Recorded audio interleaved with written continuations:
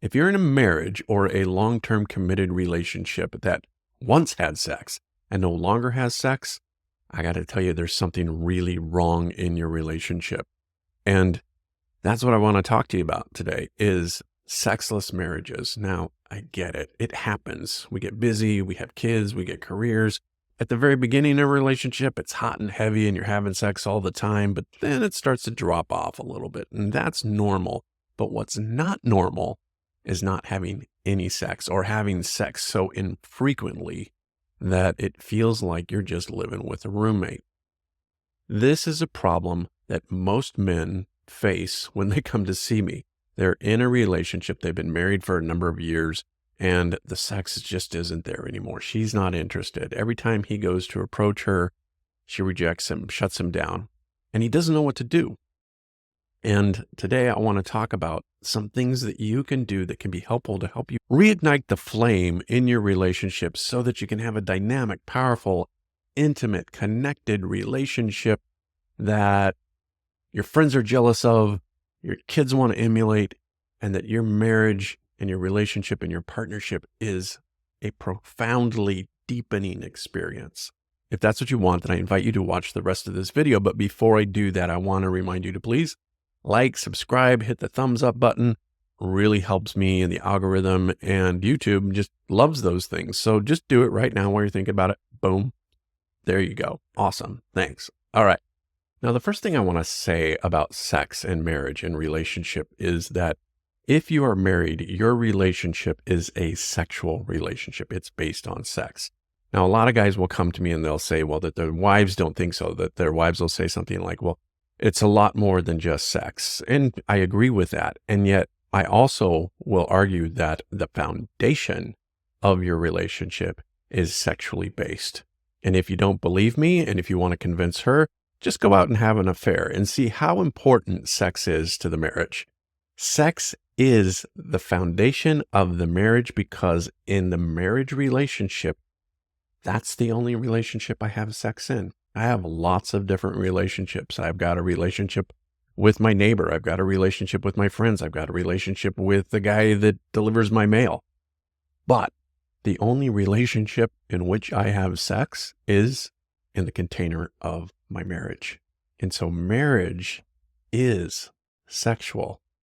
Now, as men, we are highly sexual beings because one of the things that men want actually is connection. They want depth. They want to be connected energetically with another human being, and specifically the feminine most times. Now, if you're in a marriage and there is no sex going on, then I would say there's an infidelity happening. Now, she may not be having an affair per se, but an infidelity is there's a break in the fidelity of the relationship. And the fidelity of your relationship is bonded by the role of sex in the relationship. The second thing I would say about sexless marriages is if you're in a sexless marriage, it is not a monogamous relationship. And what I mean by that is monogamy in and of itself means sex. We're only having sex with one person. And so if you are in a relationship or marriage and you're not having sex, it's not a monogamous relationship. And that's something I think you really need to come to terms with, is that if you're in a relationship that is non-sexual, it is not a monogamous relationship. It is a non-monogamous relationship. Okay, so why is sex such an important part? Why is it the foundation of a marriage? And the reason is because it's where we connect.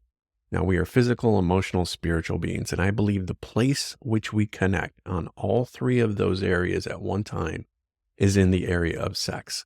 We're physical, emotional, and spiritual in that moment, and we're connecting on those three levels. This is also why when we're wounded in the area of sexuality, it affects us on all three of those levels.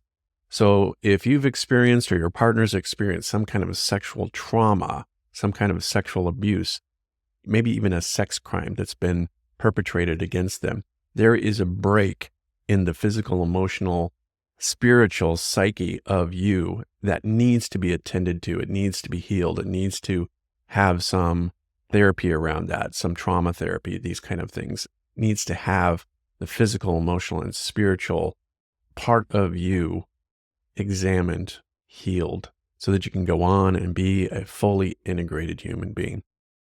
From the standpoint of just the physical, one of the things that happens when we have sex is we have a hormone, a neurochemical released into our body called oxytocin. And oxytocin is that chemical that creates that connected feeling within us. It's a high level of bonding. When a mother is breastfeeding the child, there's a high amount of oxytocin being released. And so there's this love, there's this general feeling of connectedness and wanting to care for that thing. And the same thing is true when we have sex, especially during orgasm. One of the biggest places that oxytocin is released is when we have orgasm. Now, here's a pro tip. If you really want to create connection, when you orgasm, keep eye contact. And the reason for this is because eye contact is also a way that oxytocin is released. It's how we feel connected with another human being. So if you're in the midst of sexual passion and orgasm and you create eye connection during that time, you're going to have a larger release of oxytocin and a larger release of feeling that connectedness with each other. It's super important that we have connectedness, that feeling of connectedness within the relationship, because shit's going to happen. Life's going to happen. You're going to get, like I said, you're going to get busy. You're going to have kids. You're going to have a career. You're going to have fights. And if you don't have the foundation of which, where you have this connection with each other, it's going to be really easy for you guys to split apart. People talk about falling out of love. They don't really fall out of love as much as they lose the connection with the other person. And part of the reason they lose that connection is because they're not having sex. And if you want to have connection with your partner, then you need to be having sex regularly in a healthy environment, in a way in which both of your needs are being met sexually. Now, if you are in a relationship, a marriage that is non-sexual, let me tell you this. It's your responsibility, because you're either in a relationship with someone who is incapable of sexual connection because of maybe their trauma, their history, or something within them where sex has been fractured, or you're not doing your job to create the connection and the sexual energy in that relationship. So you have choices in this. You can either choose to stay in a sexless marriage. And if you make that choice, it's not right or wrong or anything like that, but just own that choice. Just own the choice that you're in a sexless marriage. And if you're okay with that, God bless you, go on. But if you're like most men, it's not okay. You want to be connected. You want to have sex, and you want to have sex with your partner. And this is where the leadership aspect of it comes in, where we as men in the relationship need to lead in the area of sexuality. And one of the biggest ways we can do that is with our own sexual fidelity.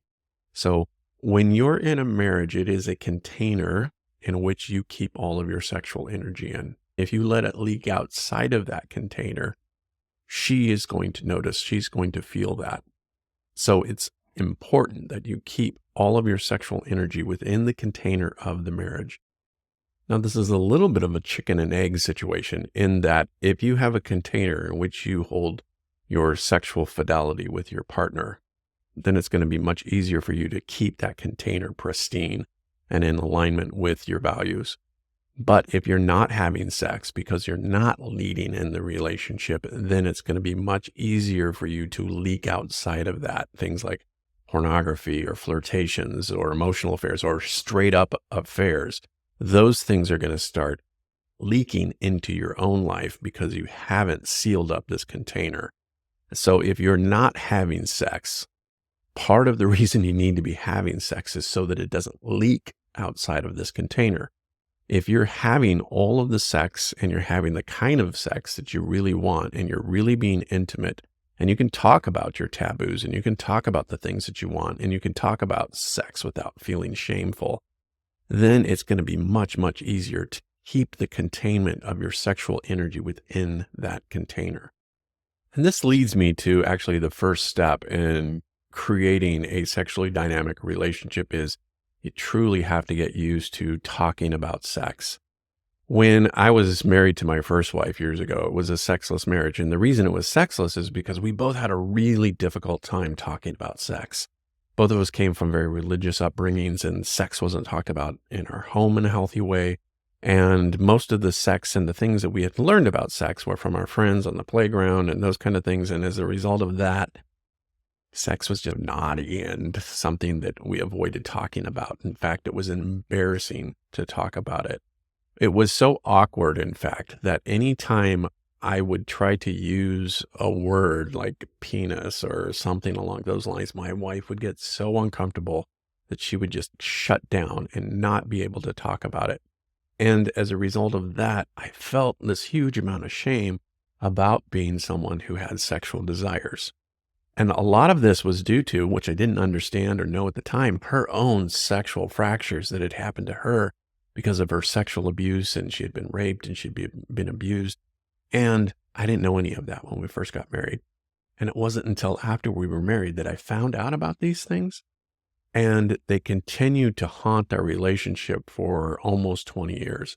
And for the vast majority of that 20 years, we had a very sexless relationship. Towards the end there, we were probably having sex maybe once a year, if that. And I got to tell you, it's no way to live. And the problem with that is then, because we didn't have a sexual relationship, my sexuality leaked outside of that relationship. And it also leaked outside of the relationship for her. And so we ended up divorcing as a result of the area of sex. And it was truly the reason that we divorced was her sexual preferences along with my sexual needs. None of those were being met. And we ended up divorcing. Now let's contrast that story with my current marriage, which is highly sexual. And we've been married for 10 years, together longer than that. But our sexual relationship, and while again, it's kind of waned and slowed down, it has been and remains to be a foundational focus for both of us in the relationship. In fact, this last weekend, I was sitting there and I was caressing my wife's arm, and she leans over and she whispered something naughty into my ear. I'm not going to tell you what it was because that'd be TMI, but it was something very sexual. And it sort of made me laugh, because thinking of the contrast of my first marriage where we couldn't talk about sex to my marriage today, where sex is something that we talk about, like going to the movies or some other thing that's just very, very normalized. And I got to tell you, the freedom in that keeps that sexual container pristine, because why would I go out and have sex with somebody else when my wife is always available and she's highly sexual and she wants to please me in a sexual way and I want to please her in a sexual way? And that keeps this bond really tight and, like I said, contained in this monogamous relationship that we have. We have enough sex where I feel like I don't need to go anyplace else for that sex. And it's that chicken and egg thing again of, by having a lot of sex and having good sex, quality sex, and being able to talk about sex in this relationship, it keeps me contained in the relationship. It keeps her contained in the relationship as well. And so we have this monogamous container where our sexuality, our relationship, and we're connecting on those three levels of the physical, emotional, spiritual places within ourselves on a continuous basis. Now, the next thing you want to do, besides being able to talk about sex, is you need to get rid of sexual shame. A lot of us grew up with sex as being sort of taboo and shameful. And if you grew up in a family where there wasn't a lot of talk about sex in a healthy way, then you start to wonder, what is this thing? Why do I get aroused when the wind blows? Why do I look at a girl or maybe a dude, if that's your thing, and I get aroused? What is going on with me? And it's because we're sexual beings. And when we aren't able to talk about that, it would be like not talking about being right-handed or left-handed. It's just part of who we are. And so when we're ashamed and we're told not to think about that, don't touch that, that's dirty, don't do that, that's dirty, the result is we start to feel like sex is something to be shameful about. And so we hide it. And I think, I will go as far as to say that every guy who I've ever known who has a sexual addiction has deep sexual shame around their sexuality that happened early on in childhood. And so if you're not healing the sexual shame in your relationship, and this goes for your partner as well. So if you have shame and you have sexual shame, I highly recommend getting a therapist, a coach, a sex coach, somebody to help you guys work through the shame that's in your relationship, because without that, it's just going to continue to grow like a cancer. And shame, I got to tell you, is toxic. It's deadly. I have lost clients over their shame, that they've been so shameful around their sexuality that they actually committed suicide. So you want to talk about and get rid of your sexual shame. It's so important.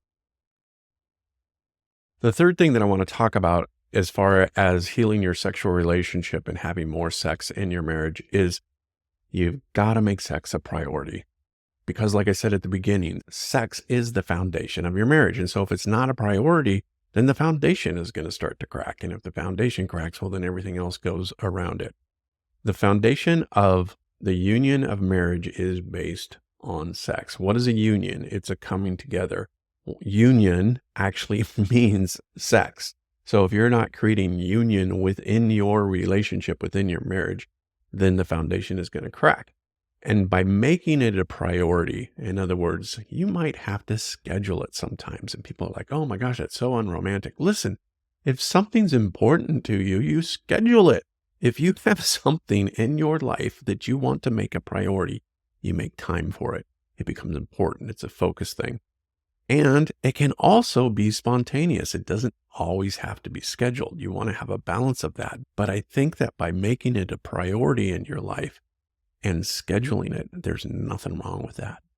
Also, make your environment inviting. So many people, their bedrooms are just a catch-all. It's where they throw all of their crap into their bedroom. And their bedroom is not a place that's conducive to relaxation, to sexual stimulation. Make your bedroom a safe haven. Decorate it. Put some nice things up. Nice smells, those fragrances and candles and all that kind of stuff. Like, do that. Make that a priority. Work with your partner and say, let's make our master bedroom just a bedroom that is the central place where we go and we have sex. And it's also a place where we feel really comfortable. It's where we can relax and be ourselves and be intimate. And here's a bonus tip. I wasn't even planning on talking about this, is that if sex is something that is difficult for you and there's shame and there's even sexual dysfunction and those kind of things, make it a season in which you take sexual intercourse off the table. You still have sex, right? But if intercourse is the thing that kind of hangs you up for a season, just practice touching, caressing, getting naked and laying together in bed, experiencing each other's fullness. Don't just rush to the orgasm. Create an environment in which you guys are connecting in the area of your sexuality. And if that isn't a problem for you, then by all means have all the intercourse you want to have. Because that again is one of the ways in which we feel connected. You're actually connected, physically connected with the other. And that is what is going to create the monogamous relationship. And it's going to give you a great, wonderful marriage if you're having your sexual needs met and if your partner is having their sexual needs met. Anyway, I hope you found this helpful. If you are in a sexless marriage and you want some help, I invite you to go to my website, chuckchapman.com, and fill out the form there, and we can set up an appointment to talk about it. And I think I can help you probably move even closer and give you some ideas that are going to help you resolve the sexless marriage in your life. Okay, so that's what I got for you today. Again, if you liked it, subscribe, like, thumbs up, share it, all that good stuff. And I'll see you guys next time.